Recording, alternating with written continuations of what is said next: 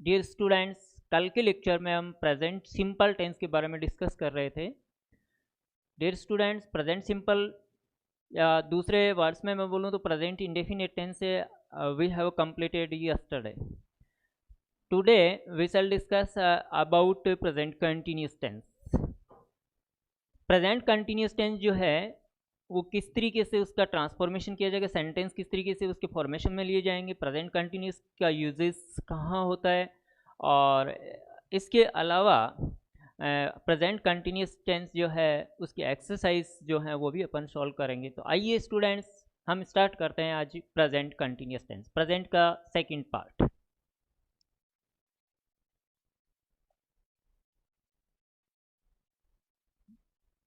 Present continuous tense का introduction बता देता हूँ स्टूडेंट्स।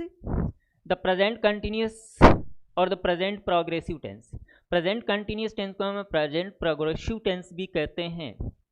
क्यों कहते हैं? क्योंकि यहाँ पर किसी भी एक्शन के कंटिन्यू रहने का सेंस हमें होता है, किसी भी एक्शन का जारी रहने का बोध हमें इसमें होता है, इसलिए हम इसको प्रोग्रेसिव टेंस भी कहते हैं। तो प्रेजेंट कंटिन्यूस और the present progressive tense is used to tell about whatever action is happening at the time of speaking। यानी बोलते समय कौन सा कार्य अभी हैपन हो रहा है, इसके बारे में बताने के लिए हम कौन से टेंस का यूज करेंगे? प्रेजेंट में eight the time of happening जो भी एक्शन हो रहा है उसको एक्सप्रेस करने के लिए हम प्रेजेंट कंटिन्यूस टेंस जो है उसका यूज करेंगे डियर स्टूडेंट्स। ठीक है, present continuous tense any temporary action और एनी इनकम्प्लीट एक्शन को भी क्या करते हैं? एक्सप्रेस करते हैं। प्रेजेंट कंटिन्यूस टेंस में हम किसको एक्सप्रेस करते हैं? टेम्परेरी एक्शन कोई भी होता है या फिर इनकम्प्लीट एक्शन जो होता है उसको एक्सप्रेस करने के लिए हम प्रेजेंट कंटिन्यूस टेंस का यूज करते हैं। It is also known as a present progressive tense, क्योंकि इसमें किसी भी एक्शन के हैपन होने का at the time of speaking happening होने का सेंस हमें होता है। इस कारण से अपन इसको क्या कहते हैं? प्रोग्रेसिव टेंस भी कहते हैं। तो dear student, present progressive tense या प्रेजेंट इंडेफिनिट टेंस में हमने दो बातें सीखी। पहली बात हमने क्या जानी कि इसमें क्या होता है? इसमें what ever action is happening at the time of speaking happen होता है। तो कोई भी एक्शन जो कि बोलते समय तक जारी रहता हो, ऐसे एक्शन को प्रेजेंट में एक्सप्रेस करने के लिए हम इस टेंस का यूज करते हैं। दूसरा, any temporary action that is not permanent, temporary action हो या इनकम्प्लीट एक्शन जो हो उसको भी हम किस टेंस के द्वारा एक्सप्रेस करेंगे? तो वो भी हम प्रेजेंट कंटिन्यूस टेंस के द्वारा ही एक्सप्रेस करेंगे स्टूडेंट। तो ये हुआ इसका इंट्रोडक्शन। अब देखिए स्टूडेंट, प्रेजेंट कंटिन्यूस टेंस जो अपना है, इस प्रेजेंट कंटिन्यूस टेंस के स्ट्रक्चर्स को हम थोड़ा सा देखते हैं। स्ट्रक्चर किस तरीके से इसका फ्रेम किया जाता है। तो dear students, whenever we translate any affirmative sentence, I mean simple sentence, simple sentence को जब भी हम प्रेजेंट कंटिन्यूस टेंस में एक्सप्रेस करते हैं तो यहाँ पर स्ट्रक्चर होगा हमारा, first of all we shall mention your subject in the sentence, okay. After that we shall apply your auxiliary that will be am, is and are as according to the subject of the sentence. Now we shall apply here a gerund verb in the sentence, यानी ing लगी हुई जो verb होती है उसको gerund verb कहते हैं। तो हम इसमें कौन सी वर्ब यूज करेंगे? gerund verb यूज करेंगे। After that we shall use here a subject in this sentence, और लाइक दिस एग्जांपल देखिए यहाँ का, इसी स्ट्रक्चर का। जैसे हमने फर्स्ट ऑफ ऑल यहाँ क्या मेंशन किया है? Subject. After that we shall use here auxiliaries in the sentence, that will be are auxiliary in the sentence. Why? Because we have here a second person subject in this sentence, so we shall use here are auxiliaries in this sentence. After that we shall use here a root verb along with ing form। यहाँ पर हम root verb use करेंगे ing form से, I mean gerund verb। तो यहाँ पर dancing आ गया dance में। इसके बाद में हम वर्ब अप्लाई करेंगे, इस सेंटेंस ऑब्जेक्ट अप्लाई करेंगे। ऑब्जेक्ट इसमें डायरेक्ट है नहीं, indirect object on the stage. In this way we have framed a sentence, you are dancing on the stage. ये स्ट्रक्चर हम कब अप्लाई करेंगे? When we translate any affirmative sentence, when we translate any simple sentence in present progressive tense. If we want to translate any negative sentence in this sentence, then we shall use here the another structure that will be for negative sentence. जैसे negative sentence बनाते हैं, affirmative का negative part. Assertive sentence की दो part होते हैं, I have already told you. एक होता है एफर्मेटिव सेंटेंस और दूसरा होता है इंट्रोगेटिव सेंटेंस। एफर्मेटिव से एफर्मेटिव नेगेटिव होता है और इंट्रोगेटिव से इंट्रोगेटिव नेगेटिव होता है। इस तरीके से हम टोटल टेंसेज में कोई भी टेंस जो हम ट्रांसलेट करते हैं टेंस में, तो उसमें कितने टाइप्स के सेंटेंस ट्रांसलेट करते हैं डियर स्टूडेंट, प्यारे बच्चों? हम उसमें 4 टाइप्स के सेंटेंस ट्रांसलेट करते हैं। तो ये नेगेटिव सेंटेंस जो है एफर्मेटिव का ही फॉर्मेशन है। तो देखिए dear students, if we want to frame here a negative sentence, then first of all we use here subject in this sentence. Again, after that we shall use here auxiliaries, and in present progressive tense we shall use here is, am and are auxiliaries. ये 3 auxiliaries इसमें use की जाती हैं। If we have here singular subject in the sentence, so we shall use here is auxiliaries. If we have here plural subject in the sentence and second person subject in the sentence, so we shall use here are auxiliary. And if we have here I subject, only I subject, then we shall use here am auxiliary in the sentence. तो ये auxiliary use करेंगे। After that we shall apply here, we insert here a note between the auxiliaries and root verb. Negative state sentence को show करने के लिए हम क्या करेंगे, हम auxiliary के और रूट वर्ब के बीच में नोट अप्लाई करेंगे। इसके बाद में हम वर्ब के बाद में ऑब्जेक्ट यूज करेंगे। और if we have here any other element in the sentence, then we shall use here other element after object in the sentence. If we have, अगर है तो हम उसको यहाँ ऐड करेंगे। ये देखिए इसका एग्जाम्पल, जैसे सब्जेक्ट हमने यू लिया, इसके बाद में ऑक्सिलरीज यूज करेंगे इज एम आर में से। तो विच auxiliary will be applied in the sentence, will be used in the sentence? तो we shall use here are auxiliary in the sentence. Why? Because we have here second person subject in the sentence, so we shall use here are auxiliary in the sentence. Then we insert here a not between auxiliary and a root form to frame here a negative state of the sentence. After that we shall use here a gerund verb in the sentence, and at the end of sentence we shall use your object in this sentence. Like this we have framed a negative sentence, you are not dancing on the stage. तो ये second जो इसमें structure अपना है वो negative का इस तरीके से होगा। इसके बाद में स्टूडेंट हम चलते हैं इंट्रोगेटिव सेंटेंस। इंट्रोगेटिव सेंटेंस में डियर स्टूडेंट्स, अगर अपने पास में सेंटेंस का ग्रुप यस एंड नो है, वर्बल क्वेश्चन अगर अपने पास में है और उसको हम ट्रांसलेशन में ले रहे हैं, तो first of all we shall exchange your auxiliary and subject in the sentence. First of all we use your auxiliary in the sentence at the beginning of sentence. After that we shall use your subject in sentence. Then we shall use your gerund verb after the subject, and at the end of sentence we use your object in the sentence. तो यहाँ पर ये जो अपना structure है वो किसके लिए है? If we have here yes and no type questions, yes and no type group अगर अपने पास में है, हिंदी में इसको हाउ हम कैसे आइडेंटिफाई करेंगे? How can we identify any yes and no group in Hindi?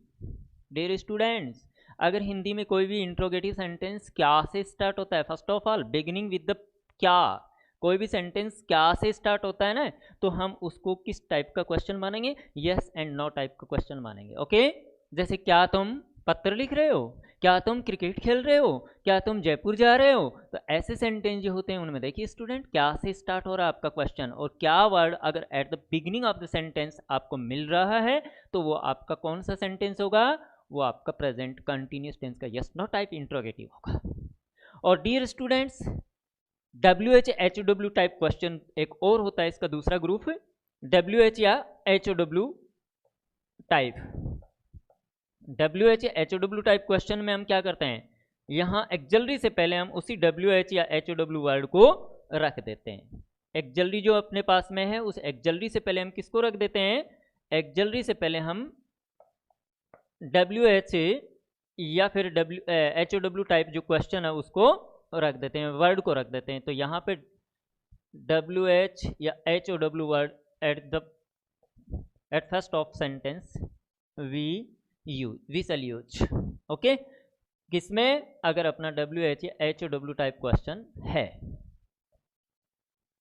WH type question को आइडेंटिफाई कैसे करेंगे स्टूडेंट?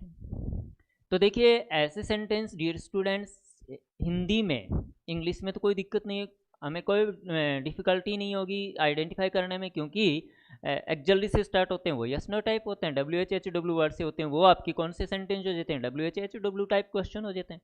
लेकिन हिंदी में कैसे आइडेंटिफाई करेंगे जब हम ट्रांसलेशन में इसको देखेंगे? तो देखिए हिंदी में WH टाइप क्वेश्चन कोई भी होता है तो वो क्वेश्चन जो आपका है उसके क्वेश्चन के बीच में आपको क्यों, क्या, कब, कैसे, किसका, किसकी, किसको, कितना, कितनी, कितने, ऐसे वर्ड्स मिलेंगे। और डियर स्टूडेंट अगर आपको ऐसे शब्द मिलते हैं तो वो जो क्वेश्चन आपका होगा वो किस टाइप का क्वेश्चन होगा? वो आपका WH टाइप का क्वेश्चन होगा।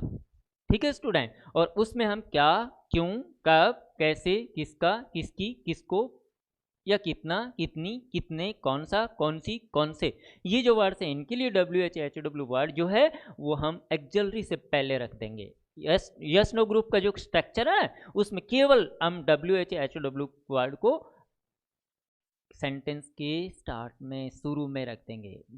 ऐसे सेंटेंस को हम किससे स्टार्ट करेंगे? Begins with the WH and HW word से स्टार्ट करेंगे। ओके, अब देखिए स्टूडेंट ये हमारा स्ट्रक्चर हो गया। इसमें यस नो टाइप का क्वेश्चन देखते हैं अपन। यहाँ पर यस नो टाइप का क्वेश्चन जब हम ट्रांसलेशन करेंगे तो मैंने आपको क्या बताया था कि इसमें हम एक्सचेंज करेंगे एक्जलरी और सब्जेक्ट का। जहाँ सब्जेक्ट है वहाँ हम किसको रखेंगे? जहाँ इसमें सब्जेक्ट आता है वहाँ हम एक्जलरी को रख देंगे, और एक्जलरी वर्ब जहाँ आती है वहाँ हम किसको रख देंगे? सब्जेक्ट को रख देंगे। तो यहाँ पे फर्स्ट पहले हम सब्जेक्ट लेके एक्जलरी लेके आएंगे इस टेंस में। इस टेंस की EGMR एक्जलरी होती है तो हम आर रखेंगे क्योंकि इसका सब्जेक्ट यू है। ये एक्जलरी डिसाइड किसके अकॉर्डिंग होगी? सब्जेक्ट ऑफ द सेंटेंस होगी, यानी जो भी आपका सब्जेक्ट है सेंटेंस का उसके अकॉर्डिंग। तो यहाँ यू है तो हमने आर रख दिया। यहाँ आई होता तो हम क्या रख देते? एम एक्जलरी रखते हैं यहाँ पे। अगर यहाँ पे ही होता तो हम क्या रख देते? यहाँ इज एक्जलरी रख देते। ठीक है ना स्टूडेंट? तो इस तरीके से यहाँ पे सबसे पहले हम एक्जलरी रखेंगे। अगर यही आपका क्वेश्चन WH टाइप में होता, कैसे? जैसे मान लो ये क्वेश्चन आपको इस तरीके से पूछ लिया जाता, WH में हम इसको फ्रेम करते तो कैसे करते?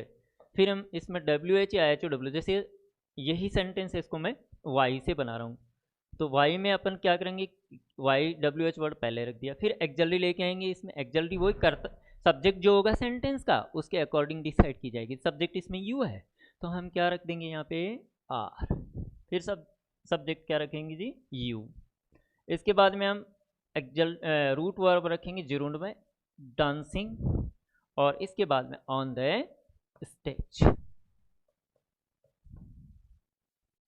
अदर कोई है ना इंट्रोगेशन मार्क करते हैं। तो WH टाइप का जो क्वेश्चन अपन इसमें ट्रांसलेट करेंगे उसका स्ट्रक्चर ये होगा। इस तरीके से हम WH टाइप के क्वेश्चन को फॉर्मेशन में लेंगे। एक स्टूडेंट यहाँ पे मैं आपको बार बार एक वर्ड रिपीट कर रहा हूँ, जीरोंड वर्ब। वर्ब जो होती है उसकी जब भी हम फॉर्म्स चलाते हैं, जब भी वर्ब्स की फॉर्म्स लेते हैं तो एक वर्ब जो होती है उसकी कितनी फॉर्म्स होती हैं? बताइए स्टूडेंट्स, शायद 3 बता सकते हो, first form, second form, third form. लेकिन मैं बताता हूँ स्टूडेंट्स, एक वर्ब जो होती है मोस्टली उसकी कितनी फॉर्म्स होती हैं? 5 फॉर्म्स होती हैं। और ये जो फॉर्म्स होती हैं हमने first form, second form, third form, ये तो हमने अपने अकॉर्डिंग इनके नेम से क्या कर लिए हैं? नेम से वो फिक्स कर लिए हैं, लेकिन इनका ग्रामेटिकल नेम ये नहीं होता है। जब भी आप फर्स्ट फॉर्म्स यूज करोगे तो उसको हम प्रेजेंट पार्टिसिपल बोलते हैं। फर्स्ट फॉर्म प्रेजेंट पार्टिसिपल बोली जाती है, सेकंड फॉर्म को हम पास्ट पार्टिसिपल बोलते हैं, थर्ड फॉर्म जो होती है उसको भी हम पास्ट पार्टिसिपल या परफेक्ट पार्टिसिपल बोलते हैं, फोर्थ फॉर्म जिसमें ING वर्ब में अपन ऐड कर देते हैं तो वो आपकी जीरोंड वर्ब बोली जाती है, और वर्ब की जो लास्ट फॉर्म होती है वो इन्फिनेटिव वर्ब होती है, वो फॉर्म होती है इन्फिनेटिव फॉर्म। तो इस टू जहाँ वर्ब से पहले लगा के, वर्ब की प्रेजेंट पार्टिसिपल से पहले टू लगा करके जब हम रखते हैं ना वर्ब को तो वो आपकी इन्फिनेटिव वर्ब कहलाती है। तो इस तरीके से एक वर्ब की कितनी फॉर्म्स होती हैं डियर स्टूडेंट्स? 5 वर्ब्स। कितनी फॉर्म्स होती हैं? 5 फॉर्म्स होती हैं। देखिए मैं बताता हूँ आपको 5। जैसे गो आप लेते हैं तो गो की फर्स्ट फॉर्म जिसे हम बोलते हैं वो प्रेजेंट पार्टिसिपल बोली जाती है। इसको इंग्लिश में ग्रामर में नाम क्या देते हैं? Present participle. इसके बाद सेकंड फॉर्म, इसको हम बोलते हैं पास्ट पार्टिसिपल, जैसे वेंट। इसके बाद में हम थर्ड फॉर्म को लेते हैं, इसे हम बोलते हैं परफेक्ट पार्टिसिपल। क्या बोलते हैं इसे? Perfect participle. और परफेक्ट पार्टिसिपल में गॉन हो गया। फिर इसकी फोर्थ फॉर्म जो होती है उसे हम जीरूंड वर्ब बोलते हैं, GERUND। ये ING लगा करके किसी वर्ब को रख देते हैं, वो जीरूंड होती है। जैसे गो में ING रखेंगे तो गोइंग, ये जीरूंड वर्ब होगी। और फिर होती है इन्फिनिटिव वर्ब। इन्फिनिटिव वर्ब कौन सी होती है? 2 + V1 वर्ब की फर्स्ट फॉर्म जहाँ रखते हैं वो इन्फिनिटिव, टू गो। तो in this way these are the 5 forms of a verb. First form present participle, second form past participle, third form perfect participle, fourth form जो होती है verb को उसको कहते हैं जीरूंड वर्ब, और फिफ्थ फॉर्म जो होती है वो होती है इन्फिनिटिव वर्ब। और इस तरीके से जैसे गो वर्ब है, इसकी 5 फॉर्म्स हमने क्या यहाँ पे फ्रेम की हैं?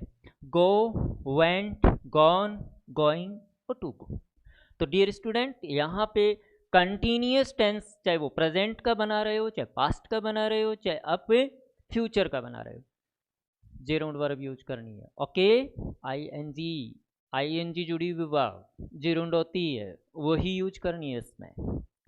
अगर आप परफेक्ट ग्रुप में चलते हो, चाहे प्रेजेंट का हो, चाहे वो पास्ट का हो, चाहे फ्यूचर का हो, आपको कौन सी वर्ब यूज करनी होगी? रूट वर्ब की कौन सी फॉर्म यूज करनी होगी? Perfect participle, I mean third form. चलते हैं नेक्स्ट अगले पॉइंट पे। तो ये मैं ऐसी आपसे एक्सपेक्ट करता हूँ स्टूडेंट कि स्ट्रक्चर आपकी समझ में आया होगा। चलते हैं नेक्स्ट अगली slide. Dear student, in this slide मैं आपको इंट्रोड्यूस करता हूँ।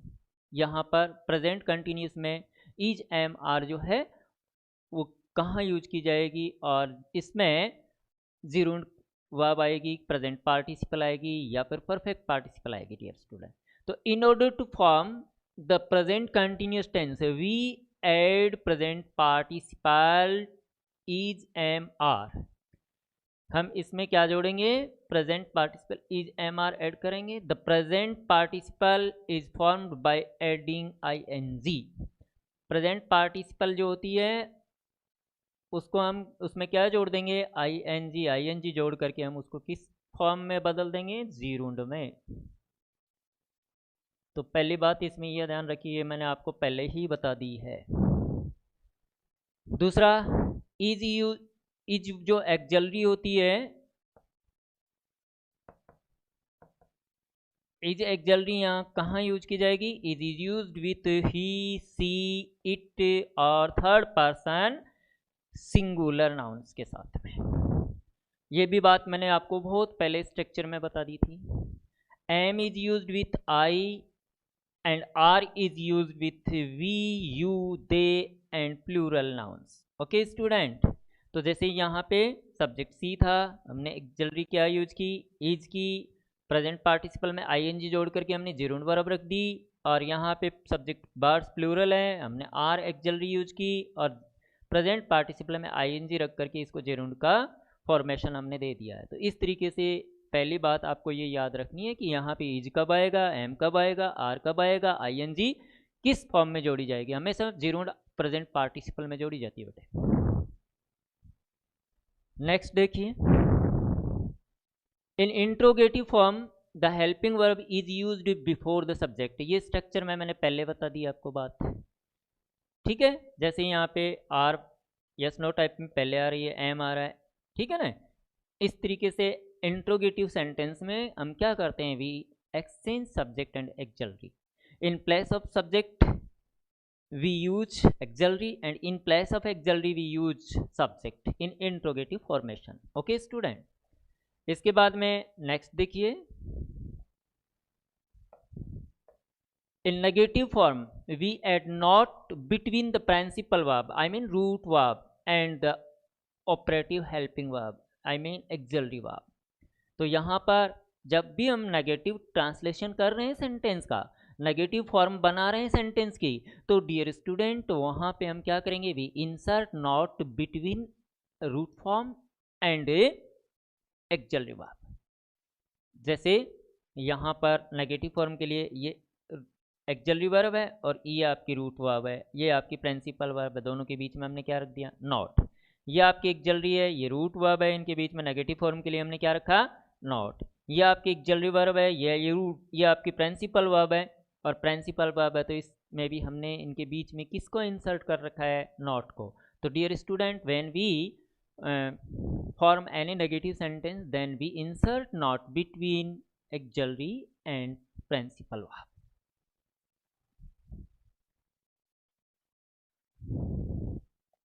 Dear students, अब पढ़ते हैं अपन uses of present continuous tense. In which condition we use present continuous tense. Present continuous tense का यूज हम कौन सी कंडीशंस में करेंगे, वो which are the conditions that follows the present continuous tense। dear students, पहली कंडीशन है adverbs की।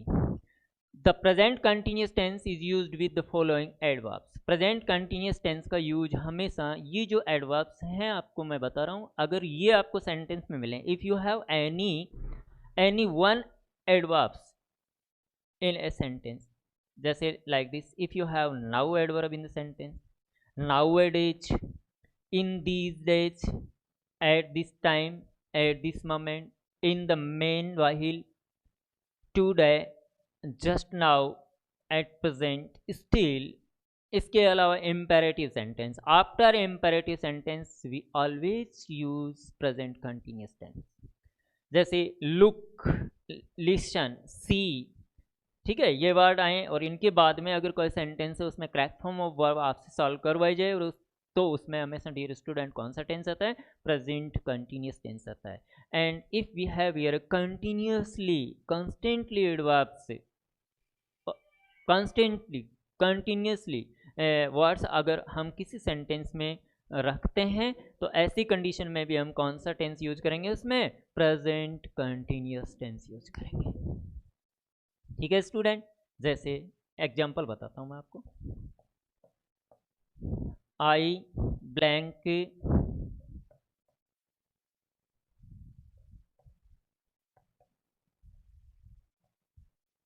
solve your problem।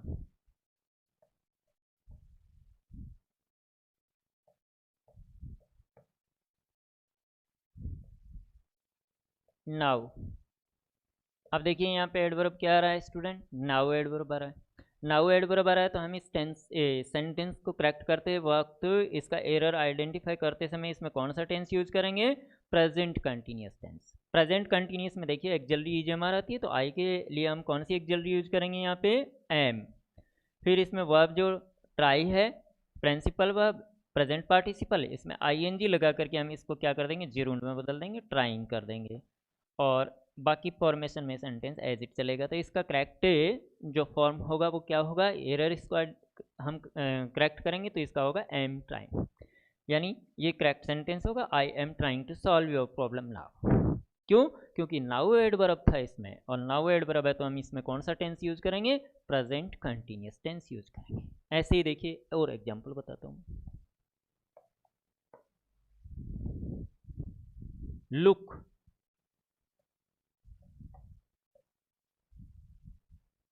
someone weep। अब देखिए स्टूडेंट ये सेंटेंस अपना, यहाँ पे मैंने आपको रूल बताया था कि अगर इम्पेरेटिव सेंटेंस कोई भी है तो उस इम्पेरेटिव सेंटेंस के बाद में आने वाले सेंटेंस में प्रेजेंट कंटिन्यूअस टेंस यूज किया जाता है। तो यहाँ पे लुक इम्परेट कर रहा है सेंटेंस को, और इम्परेटिव सेंस इंडिकेट किया जा रहा है लुक के द्वारा, और उसके बाद में सेंटेंस देखिए ये आ रहा है, तो इसमें कौन सा टेंस यूज करेंगे हम, प्रेजेंट कंटिन्यूअस। अब समवन के साथ में सब ऑक्सिलरी कौन सी यूज करेंगे इस प्रेजेंट कंटिन्यूस टेंस में? इज, क्योंकि ये सिंगुलर थर्ड पर्सन सिंगुलर को इंडिकेट करता है, तो इज आ जाएगी और वी पर इसमें आईएनजी जोड़ करके हम ब्रैकेट को हटा देंगे। तो इस तरीके से अपना करेक्ट फॉर्मेशन सेंटेंस का होगा इज वीपिंग। क्या हो जाएगा? Is weeping. तो डियर स्टूडेंट्स, ये जो सेंटेंस हैं, ये जो एडवर्ब्स हैं, ये अगर आप किसी भी सेंटेंस में रखते हो तो ऐसी कंडीशन में आपको प्रेजेंट कंटिन्यूस टेंस यूज करना है। चलते हैं नेक्स्ट अगले स्लाइड पे। सेकंड रूल है to describe an action in progress and और the continuity of the action. किसी भी सेंटेंस की प्रोग्रेस, एक्शन जो है, एक्शन की प्रोग्रेस को डिस्क्राइब करने के लिए या फिर एक्शन जो उसकी कंटिन्यूटी को एक्सप्रेस करने के लिए भी हम कौन सा टेंस यूज करते हैं dear student? Present continuous tense use करते हैं। जैसे the girls are singing a chorus, यहाँ पर ये कंटिन्यूटी इंडिकेट की जा रही है, लड़कियाँ सामूहिक गीत गा रही हैं। अभी भी एक्शन क्या हो रहा है? At the time of speaking happening हो रहा है। अभी इस एक्शन का कंप्लीटेशन नहीं हुआ है, अभी भी ये क्या है? हैपनिंग है, जारी है। तो यहाँ पे किसी भी एक्शन की प्रोग्रेस को या एक्शन की कंटिन्यूटी को शो करने के लिए हम कौन सा टेंस यूज करेंगे? Present continuous. जैसे आर सिंगिंग, इसमें सर्वेंट इज वर्किंग, नौकर काम कर रहा है। Action is progressive up to now, तो यहाँ पर भी क्या है? प्रेजेंट कंटिन्यूअस है। The duck are swimming in the pond, बतख तालाब में तैर रही है। At the time of speaking action is happening, action isn't completed yet, तो यहाँ पर प्रेजेंट कंटिन्यूअस टेंस यूज किया जाएगा। डियर स्टूडेंट्स, थर्ड जो इसका यूजेस है वो देखिए, to describe an action in progress but not necessarily at the time of speaking, यानी एक्शन जो है वो प्रोग्रेस में है, अभी जारी है, but not necessarily at the time of speaking, लेकिन बोलते समय तक वो जारी नहीं है। ये कोई आवश्यक नहीं है कि बोलते समय जारी हो। तो ऐसे एक्शन को डिस्क्राइब करने के लिए भी हम कौन सा टेंस यूज करते हैं? Present continuous. जैसे India is exporting onions to the middle, Bharat है वो मध्य भारत से क्या करता है? मिडिल से क्या करता है? ऑनियंस को एक्सपोर्ट करता है। What are you writing these days, इन दिनों आप क्या लिख रहे हो? अभी एक्शन जैसे कंप्लीट, एक्शन अभी चल नहीं रहा है, एक्शन जो प्रोग्रेस में नहीं है, लेकिन यहाँ पे एक्शन की कंटिन्यूटी इंडिकेट की जा रही है, एक्शन के जारी रहने को क्या किया जा रहा है? इंडिकेट किया जा रहा है। तो ऐसी कंडीशन के लिए भी हम कौन सा टेंस यूज करेंगे? प्रेजेंट कंटिन्यूअस टेंस यूज करेंगे, जैसे इन सेंटेंस में हमने किया है। I am writing a book on mathematics. अब मैं आपको इस टाइम ये बता रहा हूँ कि मैं मैथमेटिक्स पे एक बुक लिख रहा हूँ, या मैं एक ये बोलूँ आपको कि मैं इंग्लिश ग्रामर पर एक बुक लिख रहा हूँ। तो eight the time of speaking मैं वो एक्शन कर रहा हूँ क्या? मैं इस समय आपको बता रहा हूँ उस टाइम में वो लिख रहा हूँ क्या? ये नहीं लिख रहा हूँ, लेकिन मेरा जो एक्शन है वो क्या है? इन प्रोग्रेस है। ठीक है ना? ये कोई नेसेसरी नहीं होता है कि टाइम ऑफ स्पीकिंग वो कंटिन्यू। तो इस तरीके का कोई भी एक्शन जो कि प्रोग्रेस में हो लेकिन टाइम ऑफ स्पीकिंग वो प्रोग्रेस में ही चल रहा हो, उसी को शो करें, इसके लिए कंटिन्यूस टेंस यूज किया जाता है। ये कोई जरूरी नहीं होता। तो to describe an action in progress but not necessarily at the time of speaking, ऐसा कोई भी एक्शन है उसको हम किस टेंस से यूज करते इंडिकेट करते हैं dear student? Present continuous tense. इसके बाद में देखिए, to express an action definitely plan for the near future. Near future के लिए कोई भी अपना प्लान है, निश्चित प्लान है, डेफिनेट प्लान है निकट भविष्य के लिए, तो डियर स्टूडेंट ऐसे प्लान को भी हम फ्यूचर की बजाय कंटिन्यूस में भी एक्सप्रेस कर सकते हैं, प्रेजेंट इंडेफिनेट में भी कर सकते हैं। ये मैंने प्रेजेंट इंडेफिनेट में भी आपको बताया था। जैसे the school are closing this Saturday, इस सैटरडे से स्कूल बंद होंगी। ठीक है ना? तो यहाँ फिक्स प्लान के डेफिनेट प्लान से, ये डेफिनेट प्लान है सैटरडे, या निश्चित इसमें समय अवधि दे रखी है और निश्चित समय अवधि से कोई भी कार्य किया जाएगा, यानी फिक्स प्रोग्राम कोई भी शेड्यूल का होगा, तो उसको हम किससे एक्सप्रेस करते हैं? प्रेजेंट कंटिन्यूस से। प्रेजेंट इंडेफिनेट से भी कर सकते हैं, बी प्लस गोइंग टू से भी कर सकते हैं, और फ्यूचर इंडेफिनेट से भी कर सकते हैं। अगर कोई फ्यूचर का एक्शन है और वो प्री प्लान्ड है, डेफिनेटली प्लान्ड है, तो उसको हम प्रेजेंट कंटिन्यूस में एक्सप्रेस करेंगे। जैसे we are holding a seminar next month, अगले मंथ हमारा एक सेमिनार है आयोजित हो रहा है। तो यहाँ पे ये प्री प्लान एक्शन है हमारा, और प्री प्लान एक्शन जब है तो हम इसको किससे इंडिकेट कर सकते हैं dear student? We can indicate this sentence by through the present continuous tense also. Next है to express an action that has a become a habit for doing it over and over again, यानी बार बार एक कोई भी action है वो आदत बन जाता है, तो वहां पर भी हम कौन सा टेंस यूज करते हैं? प्रेजेंट कंटिन्यूस टेंस यूज करते हैं। जैसे Manu is always asking question, Manu हमेशा प्रश्न पूछती है, ये उसकी क्या हो गई है? हैबिट हो गई प्रश्न पूछने की। और यहाँ पे किसी भी बार बार किए जाने वाले कार्य को एक हैबिट के रूप में जब ले लिया जाता है, बार बार कोई भी एक्शन है वो क्या किया जाता है? रिपीट किया जाता है। तो ऐसी स्थिति में हम उस एक्शन के लिए भी क्या यूज करते हैं? Present continuous. जैसे ऑलवेज एडवर्ब है, प्रेजेंट इंडेफिनेट आता है, पर यहाँ पे हम प्रेजेंट इंडेफिनेट नहीं करेंगे, प्रेजेंट कंटिन्यूस ही यूज करेंगे। ऐसे ही she is always a boring me down, वो हमेशा मेरे से क्या करती है? उधार लेती रहती है। ये उसकी क्या हो गई है? हैबिट बन गई है। तो to express an action that has become a habit for doing it over and over again, अगर इस तरीके का कोई भी एक्शन किया जा रहा है तो डियर स्टूडेंट्स वहां भी हम कौन सा टेंस यूज करेंगे? प्रेजेंट कंटिन्यूस टेंस यूज करेंगे। ये आपके प्रेजेंट कंटिन्यूस टेंस के यूजेस थे dear students. Present continuous tense I hope आपने अच्छी तरीके से समझा होगा।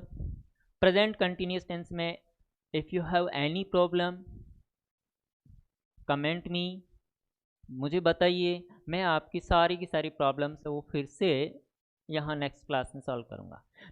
Now students for your turn, अब आपकी बारी है। एक्सरसाइज दी है मैंने आपको, और ये एक्सरसाइज आप कीजिए स्टूडेंट। इसमें नाउ योर टर्न, यहाँ पर ये 15 सेंटेंस है आपके पास में, और ये 15 सेंटेंस आप होमवर्क के रूप में, एक्सरसाइज के रूप में कीजिए। थैंक यू स्टूडेंट्स, अगली क्लास में फिर मिलते हैं।